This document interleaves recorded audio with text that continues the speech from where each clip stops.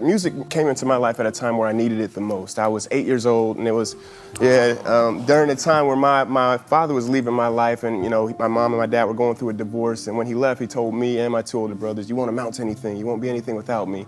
You'll be homeless." And for a time, we were homeless. But my mother never, let that be our reality. I had a choice at that time. I could either fold and believe those words that my father said, or I could flourish and I could do whatever I believe I said I could do. And here I am today.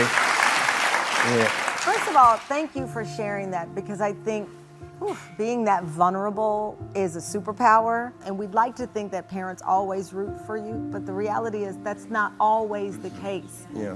But you had your mother there to counter the negativity, but then you had talent.